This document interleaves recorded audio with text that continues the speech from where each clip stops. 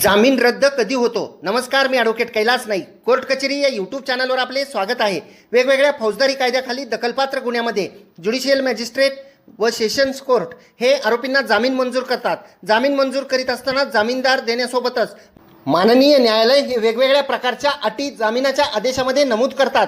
उदाहरणार्थ, गुन्हा घडला त्या गावामध्ये ठराविक काळासाठी राहू नये, साक्षीदारांवर दबाव आणू नये किंवा पुराव्यामध्ये ढवळाढवळ करू नये, पोलिसांना तपासकामी मदत व्हावी म्हणून आरोपींनी पोलीस स्टेशनला हजेरी द्यावी. बऱ्याच वेळा आरोपी हे जामीन मिळाल्यानंतर केसबाबत गाफील राहतात. पोलीस स्टेशनला हजेरी द्यायची आहे हे ते विसरून जातात. पोलीस स्टेशनला हजेरी देण्याचा आदेश झालेला असेल तर आपण त्याची एक डायरी करावी. ठरलेल्या दिवशी व ठरलेल्या वेळेत आपण पोलीस स्टेशनला गेला होतात यासाठी त्या पोलीस स्टेशनच्या संबंधित ठाणे अंमलदार यांची सही व पोलीस स्टेशनचा शिक्का घ्यावा. म्हणजे जर अटींचे पालन केले नाही म्हणून जामीन रद्द करावा असा सरकार पक्षातर्फे अर्ज आल्यास आपल्याकडे तो पुरावा